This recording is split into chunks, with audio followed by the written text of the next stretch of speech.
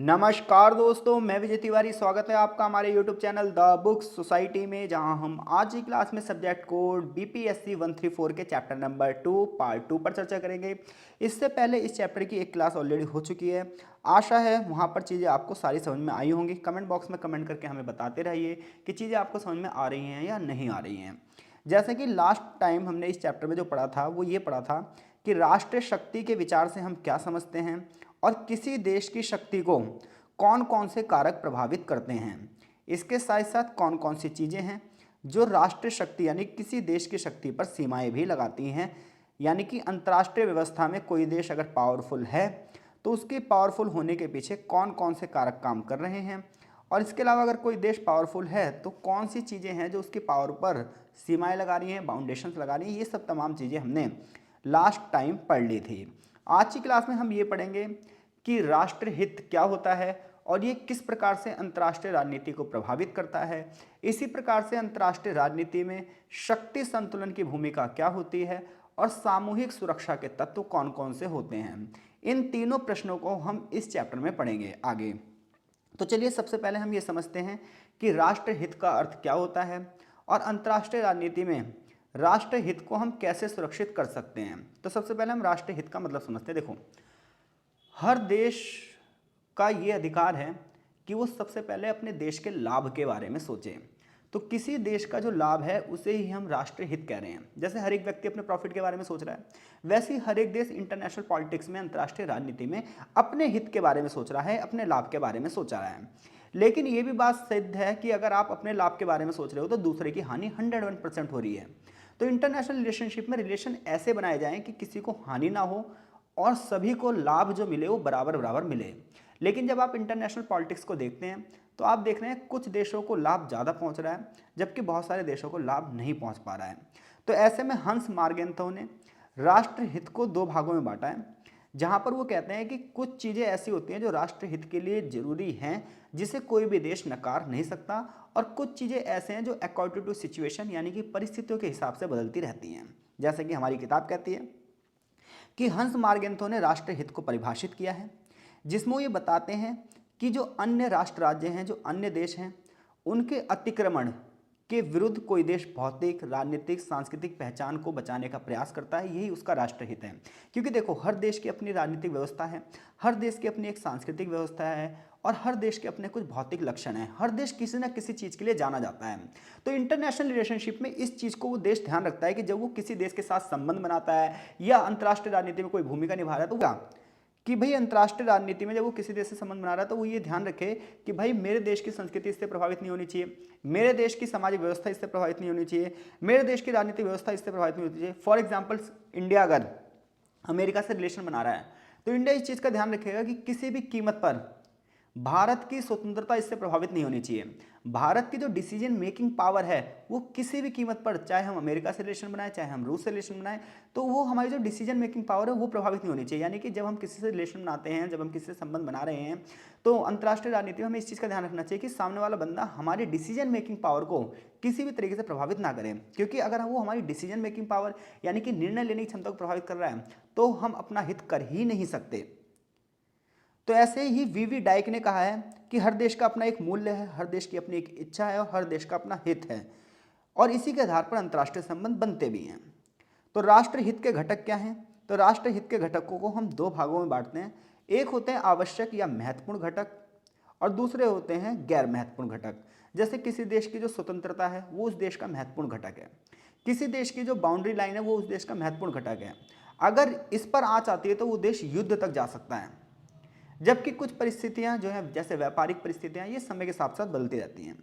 तो हंस मार्गेंथु बताते हैं कि किसी भी देश की पहचान के लिए कुछ महत्वपूर्ण घटक हैं और ये घटक सांस्कृतिक, राजनीतिक और भौतिक हो सकते हैं।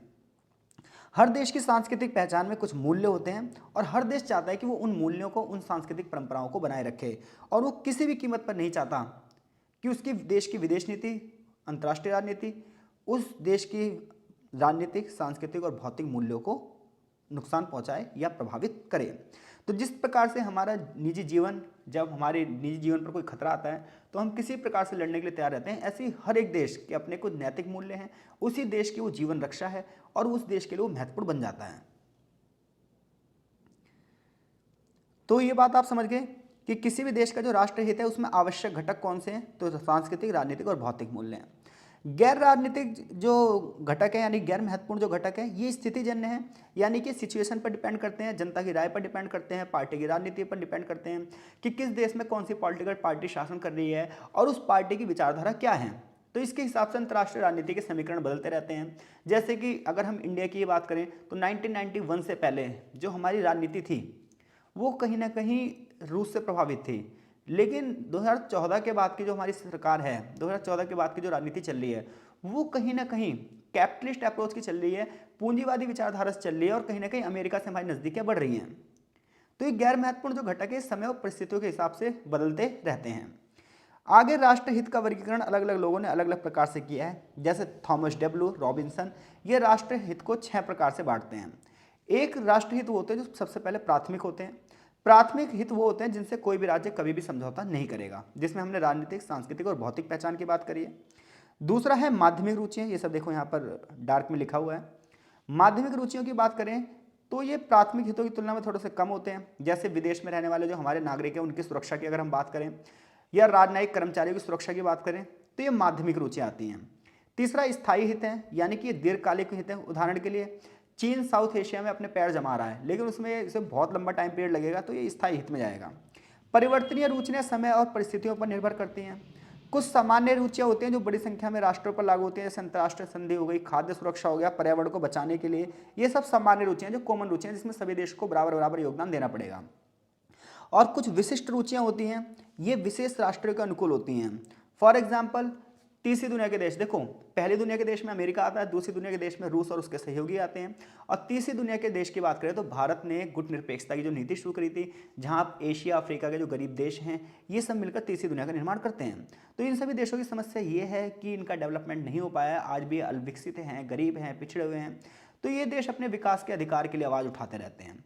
तो देखो हर देश का अपना हित अलग अलग चीज़ों में है और उस हित के लिए हर एक देश राजनीति में अपने अपने तरीके से अपना काम अदा कर रहा है। अब बात ये आती है कि कोई भी देश राष्ट्रहित को सुरक्षित करने के लिए क्या करता है, यानी कोई भी देश अपने लाभ के लिए क्या क्या करेगा। तो सबसे पहली चीज़ होती है डिप्लोमेसी, कूटनीति। कूटनीति सबसे बड़ा उपाय होता है जिसमें देश अपने लक्ष्यों को प्राप्त करने के लिए बातचीत का रास्ता अपनाता है, सौदेबाजी करता है, समन्वय करता है, तालमेल बिठाता है। और आज इंटरनेशनल पॉलिटिक्स में डिप्लोमेसी एक बहुत बड़ी भूमिका निभा रही है। और ये डिप्लोमेसी जो होती है ये किसी देश के पॉलिटिकल लीडर पर डिपेंड करती है कि वो कितना ज़बरदस्त डिप्लोमेटिक हो सकता है। इसके लिए किसी देश की जो फॉरेन पॉलिसी है ये मायने रखती है। तो राष्ट्रहित को सुरक्षित करने का पहला तरीका हो गया कूटनीति, जहां पर हर एक देश बातचीत के माध्यम से दूसरे देशों से अपने हित मनवाने की बात करेगा। दूसरी बात है अधिप्रचार, यानी कि बहुत ही ज़्यादा प्रचार करना। तो देखो आज बड़े पैमाने पर इंटरनेट और सोशल साइट्स का यूज़ किया जा रहा है, जहां पर जनता की राय को अपने हिसाब से ढाल दिया जाता है। क्योंकि देखो राजनीति की एक कला है कि एक ही चीज़ को बार बार बोलते जाओ, बार बार बोलते जाओ, चाहे वो चीज़ हो ही ना। तो इससे भी लोग क्या होते हैं, वो मान ही लेते हैं कि हाँ भाई ये चीज़ होगी होगी, इसे ही बोलते हैं अधिप्रचार। तो एक व्यक्ति थे फ्रैंकल, इन्होंने कहा कि राजनीतिक उद्देश्य के लिए सार्वजनिक उद्देश्य के लोग प्रचार करते हैं जिसमें लोगों के मन, भावना और कार्यों को प्रभावित किया जा सकता है। और ऐसे में अगर हम ज़्यादा प्रचार करें, अधिप्रचार करें, तो ऐसे में दूसरों को आसानी से राजी किया जा सकता है। तो आज अधिप्रचार करके जैसे अमेरिका अमेरिका अमेरिका करके रूस रूस रूस रूस रूस, जापान जापान जापान, ऐसे करके ना एक इंटरनेशनल लेवल पर एक माहौल तैयार कर दिया गया है कि ये देश सुपर पावर हैं। और ऐसे में जो ये माहौल क्रिएट किया गया है इसके आधार पर इंटरनेशनल जो पॉलिटिक्स है वो समय समय पर करवट बदलती रहती है। तीसरी बात है आर्थिक साधन। अब सीधी सी बात है, किसी देश की अगर अर्थव्यवस्था विकसित होगी तो अंतर्राष्ट्रीय राजनीति में उसका पद भी अच्छा होगा, और पद अच्छा होगा तो उसके हित भी होंगे, और हित होंगे तो वो देश अपने आप आगे बढ़ता ही जाएगा, बढ़ता ही जाएगा। तो किसी देश के जो आर्थिक साधन हैं वो भी उसके हित को बढ़ावा देते हैं। तो अमीर और विकसित देश अंतर्राष्ट्रीय क्षेत्र में अपने हितों को आगे बढ़ाने के लिए आर्थिक सहायता देते हैं, छोटे छोटे देशों को कर्जा देकर कर्जाल में फंसा लेते हैं। गरीब देश टेक्नोलॉजी के लिए, विदेशी सहायता के लिए, औद्योगिक सामान के लिए, कच्चे माल के लिए बड़े बड़े देशों पर निर्भर हैं। तो ऐसे में उन्हें उनकी बात माननी ही पड़ती है क्योंकि दोनों की एक दूसरे की आवश्यकता है। अंतर्राष्ट्रीय हित को बढ़ावा देने के लिए गठबंधन किए जाते हैं, संधियां की जाती हैं। फॉर एग्जाम्पल अमेरिका ने अपने ग्रुप को बढ़ावा देने के लिए नाटो, सीटो, सेंटो बनाया था। सोवियत संघ ने भी अपने विचारधारा को बढ़ावा देने के लिए शीत युद्ध के दौरान पर वार्सा पैक्ट बनाया था। आज भी बहुत सारे संगठन चल रहे हैं, जैसे क्वाड हो गया, इसी प्रकार से ब्रिक्स हो गया। तो इस प्रकार के अंतर्राष्ट्रीय संगठन हैं जो सामूहिक तौर पर विकास की बात कर रहे हैं। इसके अलावा दबाव का उपाय, राज्य अपने उद्देश्यों को प्राप्त करने के लिए कभी दबाव भी बनाते हैं। अंतर्राष्ट्रीय कानून भी युद्ध को कम करने के लिए, दबाव बनाने के लिए इस्तेमाल करता है। दबाव में क्या होता है कि इंटरफेयर करना, मना करना, बहिष्कार करना, प्रतिबंध लगाना या संबंधों को खत्म करना, ये दबाव वाले उपाय हैं। जैसे भारत पाकिस्तान का रिलेशन खराब है तो भारत ज़्यादा से ज़्यादा चीज़ें क्या करता जा रहा है, खत्म करता जा रहा है। अंतर्राष्ट्रीय खेल प्रतियोगिताएं नहीं हो रही हैं, व्यापारिक गतिविधियां भी कम हो गई हैं। तो ये कुछ दबाव उपाय हैं जो आपके राष्ट्रहित को बढ़ावा देते हैं। तो राष्ट्रहित क्या है कि हर देश का अपनी कुछ आवश्यकताएं हैं जिन्हें पूरा करना उस राष्ट्र का दायित्व है, और ऐसे में उसके सामाजिक मूल्य, राजनीतिक मूल्य और आर्थिक मूल्यों की रक्षा करना भी उसका दायित्व है। तो ऐसे में एक देश को दूसरे देश से संबंध बनाते वक्त ये ध्यान रखना चाहिए कि दूसरे देश की वजह से उसके राजनीतिक, आर्थिक मूल्य, सांस्कृतिक मूल्य खतरे में नहीं पड़ने चाहिए। इसके लिए राष्ट्र क्या करते हैं, देश क्या करते हैं, कूटनीति को बढ़ावा देते हैं, अधिप्रचार को बढ़ावा देते हैं, आर्थिक साधनों को बढ़ावा देते हैं, गठबंधन करते हैं, दबाव को बनाते हैं। इस तरीके से हम राष्ट्रहित को बढ़ावा देते हैं। आगे चैप्टर में शक्ति संतुलन की बात की गई है कि शक्ति संतुलन से हम क्या समझते हैं और शक्ति संतुलन के क्या क्या तरीके हो सकते हैं। शॉर्ट में इसे बोलते हैं बीओपी, बैलेंस ऑफ पावर। तो बैलेंस ऑफ पावर यानी कि शक्ति संतुलन। शक्ति संतुलन का मतलब ये होता है कि देखो, जो हमारा शत्रु देश है या जो हमारा प्रतिद्वंदी देश है उसके बराबर शक्ति अर्जित करना ही शक्ति संतुलन कहता है। देखो, युद्ध कब होता है, युद्ध जब होता है जब एक पावरफुल कंट्री हो और दूसरी कमजोर कंट्री हो। तो पावरफुल वाली कंट्री छोटी वाली कंट्री को पेल देती है, क्योंकि कभी भी बराबर वालों में युद्ध होता ही नहीं है। अमेरिका और रूस आपस में क्यों नहीं लड़ लेते, वो छोटे छोटे देशों को आपस में क्यों लड़वाते हैं। तो जब दो देशों की पावर बराबर होगी ना तो वहां पर युद्ध नहीं होगा, कंप्रोमाइज होगा, समझौते होंगे। तो अमेरिका और रूस सेकेंड वर्ल्ड वॉर के बाद ही कोल्ड वॉर में चले गए और उन्होंने दोनों ने अपने अपने हथियारों को बढ़ाना शुरू रखा ताकि बैलेंस बना रहे पावर का, क्योंकि अगर दोनों में से कोई भी कमजोर हुआ तो युद्ध होना निश्चित है। तो बैलेंस ऑफ पावर का मतलब है कि ये कहीं ना कहीं युद्ध को रोकने का एक बहुत बड़ा उपाय भी है, लेकिन ये एक बहुत बड़े युद्ध की तैयारी भी है, ये भी ध्यान रखना। क्योंकि हथियार कभी इसलिए नहीं बनाए जाते कि हम उन्हें सजा कर रखेंगे, हथियार इसीलिए बनाए जाते हैं कि उनका कभी प्रयोग किया जाएगा। तो इंटरनेशनल पॉलिटिक्स में आज बैलेंस ऑफ पावर यानी कि शक्ति संतुलन एक बहुत बड़ी भूमिका निभा रहा है। तो जब दोनों देश बराबर बराबर शक्ति अर्जित कर लेंगे, आज पूरी दुनिया हथियारों के जखीरे पर खड़ी हुई है, हर एक देश अपनी सैनिक शक्ति को बढ़ावा दिए जा रहा है। तो सैनिक शक्ति को बढ़ावा देने से ये भी फायदा है कि जब दो बराबर के देश है तो वहां युद्ध नहीं होगा, यानी कि युद्ध को रोकने की एक कला है, लेकिन एक बड़े युद्ध की तैयारी भी है, ध्यान रखना। तो कह रहा है अंतर्राष्ट्रीय संबंधों में बैलेंस ऑफ पावर यानी कि बीओपी को राष्ट्रों के बीच समान शक्ति के वितरण के रूप में परिभाषित किया जाता है, यानी कि देशों के बीच में समान पावर बनी रहे। जब शक्ति समान रूप से वितरित की जाती है तो कोई भी राज्य दूसरे राज्य पर हावी ही नहीं हो सकता, क्योंकि दोनों इक्वल रहेंगे, दोनों बराबर रहेंगे। जब कोई हावी ही नहीं होगा तो हर एक देश अपना हित कर लेगा, अपनी सुरक्षा कर लेगा।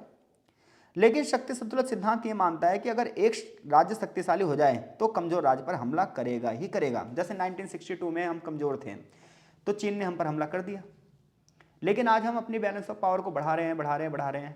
तो कहीं ना कहीं बातचीत से बात हो रही है, युद्ध से बात नहीं हो रही है। तो सिडनी एफ ने इसे सिर्फ शक्ति संतुलन के रूप में निर्धारित किया है कि कोई भी राष्ट्र किसी अन्य राष्ट्र पर अपनी इच्छा न थोपे, दूसरे राज्य पर बल का प्रयोग न करे और अंतर्राष्ट्रीय स्तर पर शांति बनी रहे।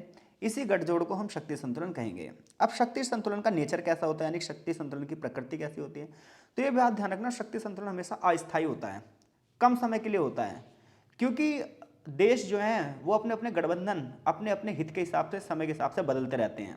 जैसे कभी यूक्रेन रूस के साथ था, आज यूक्रेन अमेरिकी गठबंधन में शामिल होना चाहता है, इसलिए रूस यूक्रेन युद्ध हो रहा है। तो शक्ति संतुलन एक तरीके, देखो मैं इसे और अच्छे से समझाता हूँ आपको। शक्ति संतुलन का एक तरीका तो ये हो गया कि आपने हथियार बना लिए, लेकिन बहुत सारे देश तो कमजोर हैं, गरीब हैं, उनके पास इतना पैसा नहीं है कि अपने रक्षा बजट पर पैसा खर्च करें। तो इसके लिए वो देश क्या करते हैं, बड़े बड़े देशों के ग्रुप में शामिल हो जाते हैं। जैसे अमेरिका ने नेटो बना रखा है, सीटो बना रखा है, सेंटो बना रखा है। अब ऐसे में जो ये ग्रुप बनते हैं ना, वो हमेशा ध्यान रखना अस्थायी होते हैं, अस्थिर होते हैं, कभी भी टूट सकते हैं और कभी भी बन सकते हैं। इसके अलावा बैलेंस ऑफ पावर की प्रकृति ना सक्रिय हस्तक्षेप को मानती है, क्योंकि उपहार नहीं है, इसमें सक्रिय हस्तक्षेप होगा। जैसे अमेरिका इसलिए पाकिस्तान में इंटरफेयर करता रहता है क्योंकि पाकिस्तान जो है उसके नाटो का शामिल है देश। बैलेंस ऑफ पावर शांति का उपकरण नहीं है। अगर आप ये सोच रहे हो कि बैलेंस ऑफ पावर से शांति स्थापित हो जाएगी, तो ऐसा नहीं है। जब बैलेंस ऑफ पावर टूटता है ना तो युद्ध होगा ही होगा। बड़ी शक्तियां ही प्रमुख खिलाड़ी हैं, वो अपने हथियारों को बेचने के लिए छोटे छोटे देशों को बैलेंस ऑफ पावर कहती हैं कि भैया देखो अपनी सैनिक क्षमता को मजबूत करो, लेकिन वास्तव में उनका जो पीछे किरदार होता है वो ये होता है कि वह भाई अपना हथियार बेचना चाह रही हैं और अपने व्यापार को बढ़ावा देना चाहती हैं, और राष्ट्र हित की प्राथमिकता। तो ये सब बैलेंस ऑफ पावर की क्या है, प्रकृति है। बैलेंस ऑफ पावर के इतिहास की बात करें तो जितना इतिहास इंटरनेशनल रिलेशन का पुराना है, उतना ही इतिहास बैलेंस ऑफ पावर का ही पुराना है। शुरुआत से ही हर देश, या छोटे से छोटा देश हो चाहे बड़े से बड़ा देश हो, वो अपने सामने वाले देश के बराबर शक्ति प्राप्त करना ही चाहता था। थ्यूसिडाइस जैसे जो महान फिलोसफर्स रहे हैं, इन्होंने भी एथेनियन पॉलिटिक्स के बारे में बताया है, और वहाँ पे ही बताया कि भाई बैलेंस ऑफ पावर वहाँ से शुरू होता है, और आगे चलते चलते चलते चलते जब हम देखते हैं कॉलोनियल टाइम पर, तो ब्रिटेन और फ्रांस के बीच में जो प्रतिद्वंदिता थी, वहाँ पर इन दोनों के बीच में भी बैलेंस ऑफ पावर चल रहा था। फिर आगे चलकर फर्स्ट वर्ल्ड वॉर इसी के लिए हुआ, सेकेंड वर्ल्ड वॉर हुआ, और कोल्ड वॉर के दौरान भी बैलेंस ऑफ पावर, और वर्तमान में भी यही चल रहा है। शक्ति संतुलन के तरीके क्या हो सकते हैं वो मैं आपको ऑलरेडी बता चुका हूँ कि एक तरीका ये है कि आप अपनी सैनिक शक्ति को बढ़ावा दो। दूसरा तरीका ये है कि अगर आप छोटे देश हैं तो किसी बड़े देश के साथ आप गठबंधन कर लो। इसके अलावा हस्तक्षेप और गैर हस्तक्षेप एक तानाशाही पद्धति है जिससे किसी देश में वांछित स्थिति को बदलने के लिए किया जाता है। फॉर एग्जांपल, सोवियत संघ ने अफगानिस्तान को अपने कंट्रोल में करने के लिए वहाँ पर इंटरफेयर किया। यूएसए ऐसे क्यूबा के साथ करता है। इस समय रूस जो है वो यूक्रेन के साथ कर रहा है। फूट डालो राज करो की जो नीति है ये भी बड़ी खतरनाक चलती है इंटरनेशनल लेवल पर, जहाँ पर ये होता है कि ये प्रतिद्वंदी को कमज़ोर करने के लिए करती है। जैसे चीन आसियान के देशों को कमज़ोर करने के लिए फूट डालने की नीति कर रहा है। आसियान में Indonesia, Malaysia, Philippine, Singapore, Thailand, Vietnam, Cambodia जैसे देश शामिल हैं। इसके अलावा बफर जोन बनाए जाते हैं। बड़े पैमाने पर निरस्त्रीकरण, देखो निरस्त्रीकरण के बारे में बताता हूँ मैं आपको। निरस्त्रीकरण का मतलब है हथियारों की होड़ को ख़त्म करना। इसके लिए बहुत सारी संधियाँ हुई हैं, लेकिन फिर भी ये सब कागजों में है, रियल में इसका कोई लेना देना नहीं है। तो कुल मिलाकर आगे चलकर शक्ति संतुलन का मूल्यांकन किया गया है। तो शक्ति संतुलन का जब आप मूल्यांकन करोगे तो ये अंतर्राष्ट्रीय व्यवस्था में स्थिरता देता है। इससे युद्ध को रोका जा सकता है, लेकिन फिर भी एक बड़े युद्ध की तैयारी हो सकती है।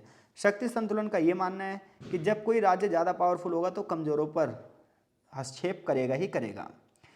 इसके अलावा युद्ध को रोका जा सकता है, यथास्थिति को बनाए रखा जा सकता है।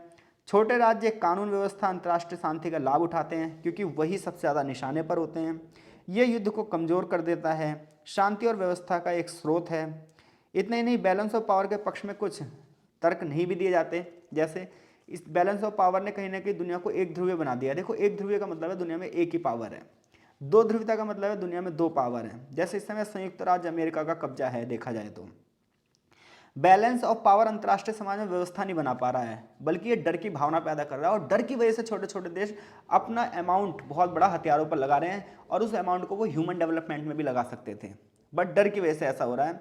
राज्य आमतौर पर गठबंधन तोड़ने के लिए आज़ाद नहीं होते। अगर मान लो किसी देश ने अमेरिका के साथ गठबंधन कर लिया तो उससे आज़ाद नहीं हो सकता। अगर वो तोड़ेगा तो उसे पिटना पड़ेगा। जैसे यूक्रेन ने रूस के साथ गठबंधन कर लिया था, अब वो उस गठबंधन को तोड़ना चाहता है, अमेरिका के साथ मिलना चाहता है, लेकिन रियलिटी कुछ और है। इसी वजह से यूक्रेन उसे पीट रहा है। तो राज्य आमतौर पर गठबंधन तोड़ने के लिए भी स्वतंत्र नहीं है। ये बैलेंस ऑफ पावर की समस्या है। ये वास्तविक शांति नहीं है, ये अस्थिर शांति है। इससे क्या है, अनिश्चितता खतरे में होती है। क्या शक्ति संतुलन आज भी जरूरी है? तो देखो इंटरनेशनल रिलेशनशिप में वर्तमान में बहुत सारे चेंजेस आए हैं, और क्योंकि इससे पहले यूरोपीय देशों ने बहुत सारी जगह पर शासन किया, एशिया में शासन किया, अफ्रीका में शासन किया, लतीन अमेरिका में शासन किया, उनका दबदबा रहा। 1945 के बाद जो है उपनिवेशवाद खत्म हुआ, लेकिन आज जो मामला चल रहा है अमेरिका और रूस के बीच में, इसने कहीं ना कहीं शक्ति संतुलन को बढ़ावा दे दिया है।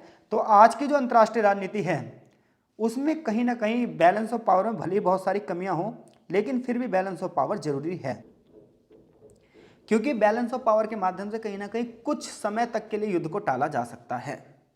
तो बैलेंस ऑफ पावर क्या है, राष्ट्र हित क्या है, ये तमाम चीज़ें आपने इस चैप्टर में पढ़ी है।